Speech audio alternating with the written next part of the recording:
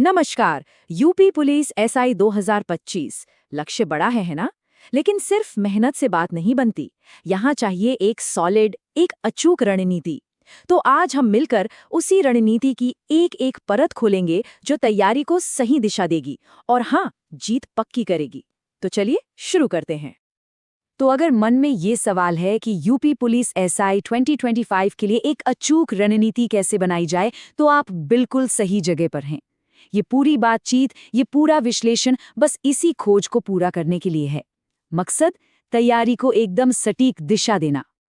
लेकिन रणनीति बनाने से पहले ये समझना बहुत जरूरी है कि हम किस चुनौती का सामना कर रहे हैं। सिलेबस बहुत बड़ा है और कंपटीशन वो तो और भी तगड़ा है। ये वाकई एक बड़ी चुनौती है, एक पहाड़ जैसी। लेकिन घबराने की बात नहीं है। सही प्लान के साथ ना इस पहाड़ को भी आसानी से पार किया जा सकता है। सोचिए जरा, लाखों उम्मीदवार और पद कितने? कुछ हजार। तो ये कोई 100 मीटर की दौड़ नहीं है जहां बस तेजी से भागे और जीत गए। नहीं, ये एक लंबी मैराथन है। और मैराथन में कौन जीतता है? वो जिसके पास सिर्फ स्पीड नहीं बल्कि स्टैमिना, धैर्य और सबसे जरूरी एक स्मार्ट रणनीति होती है। तो इस मैराथन को जीतने की रणनीति बनाने से पहले हमें खेल के नियम तो पता होने चाहिए, है ना? मतलब एग्जाम का पैटर्न क्या है, सिलेबस में क्या क्या है। चलिए सबसे पहले इसी को अच्छे से समझते हैं। अब जरा इस पर नजर डालिए। 4 सेक्शन है और हर सेक्शन को बराबर 100 अंक दिए गए हैं। ये बहुत दिलचस्प है, पता है क्यों? ये साफ साफ इशारा है कि आप किसी भी एक सब्जेक्ट को हल्के में नहीं ले सकते। यहाँ बैलेंस ही सब कुछ है। संतुलन साधना ही सफलता की पहली और सबसे बड़ी शर्त है। अक्सर लोग सामान्य हिंदी को थोड़ा हल्के में ले लेते हैं, लेकिन सच बताऊं, यही वो सेक्शन है जो रैंक में जबरदस्त उछाल ला सकता है। क्यों? क्योंकि इसका सिलेबस ना काफी हद तक सीमित है और सवाल भी सीधे सीधे पूछे जाते हैं। व्याकरण, लेखक और उनकी रचनाएं, पुरस्कार, इन पर अगर ठीक से मेहनत कर ली तो ये सीधे सीधे मार्क्स में बदलते हैं। तो इसे हल्के में लेने की गलती तो बिल्कुल मत कीजिएगा। हाँ, ये सेक्शन थोड़ा डरावना लग सकता है क्योंकि इसका सिलेबस समंदर जैसा है। एक तरफ तो भारतीय संविधान और मूल विधि, मतलब आईपीसी, सीआरपीसी जैसी चीजों की गहरी समझ चाहिए, और दूसरी तरफ इतिहास, भूगोल, विज्ञान से लेकर लेटेस्ट करंट अफेयर्स तक सब कुछ है। तो यहाँ हार्डवर्क से ज्यादा स्मार्ट वर्क काम आता है। मतलब ये पता लगाना कि कौन से टॉपिक्स हैं जहां से सवाल बार बार आते हैं। अब आते हैं मैथ्स और मेंटल एबिलिटी पर। यहाँ सारा खेल है स्पीड और एक्यूरेसी का। सवाल सॉल्व कर लेना ही काफी नहीं है। सवाल कितनी जल्दी सॉल्व होता है, असली गेम तो वो है।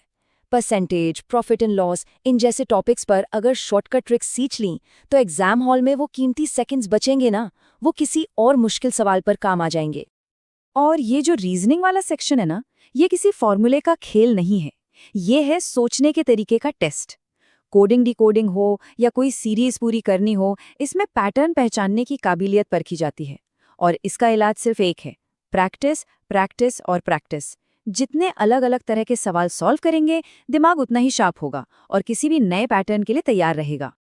तो सिलेबस समझ लिया, पैटर्न देख लिया। अब सवाल यह है कि इस विशाल सिलेबस और तगड़े कंपटीशन से निपटें कैसे।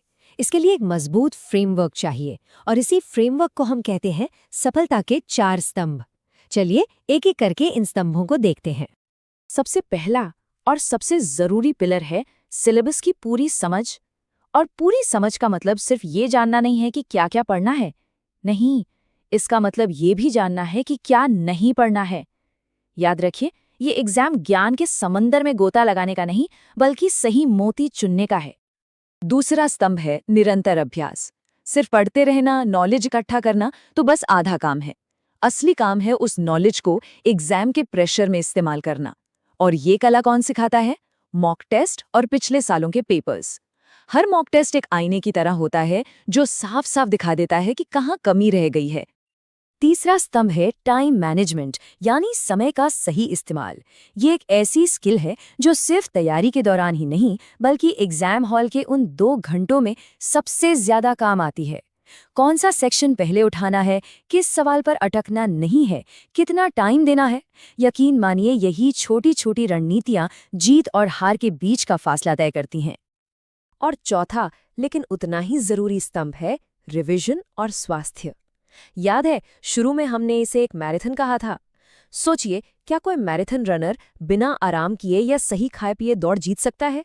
कभी नहीं। बिल्कुल वैसे ही रेगुलर रिवीजन से पढ़ा हुआ याद रहता है, और अच्छा स्वास्थ्य, वो इस लंबी लड़ाई में टिके रहने की एनर्जी देता है। तो ये तो हो गए सफलता के 4 स्तंभ, लेकिन सिर्फ इन्हें जान लेना काफी नहीं है ना? असली सवाल तो ये है कि इस पूरी रणनीति को जमीन पर कैसे उतारा जाए, इसे हकीकत कैसे बनाया जाए। चलिए, अब कुछ प्रैक्टिकल, ठोस कदमों पर नजर डालते हैं। ये जो आप देख रहे हैं, ये बहुत काम की चीज है। ये साफ साफ दिखाता है कि सफल होने वाले उम्मीदवार आखिर ऐसा क्या अलग करते हैं।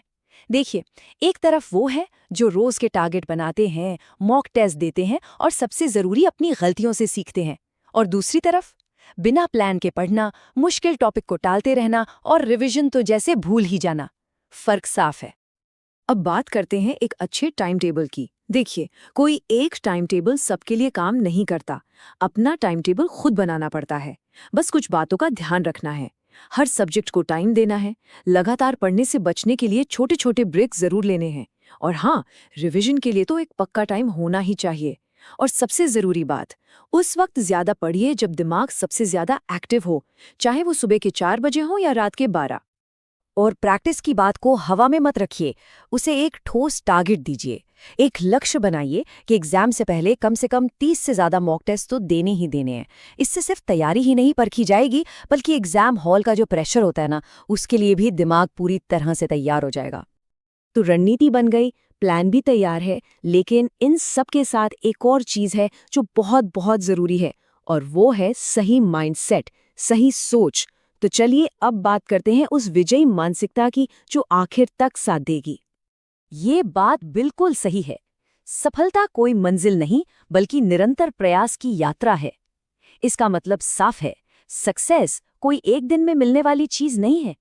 ये तो हर दिन की छोटी छोटी कोशिशों, रोज की मेहनत का नतीजा है। और आखिर में सबसे जरूरी बात, खुद पर विश्वास रखना। ये सफर लंबा है, इसमें अच्छे दिन भी आएंगे, बुरे दिन भी आएंगे, लेकिन अपनी मेहनत पर जो भरोसा है ना, उसे कभी कम मत होने देना। वही सबसे बड़ी ताकत है। तो अब जब सारी रणनीति सामने है, सबसे जरूरी काम है एक्शन लेना, जानकारी को अमल में लाना। इस पूरी बातचीत के बाद अब सवाल ये है कि इस रणनीति पर सबसे पहला कदम क्या होगा? आज, अभी क्या करेंगे? क्योंकि इसी सवाल का जवाब सोचना वही सफलता की ओर पहला कदम है।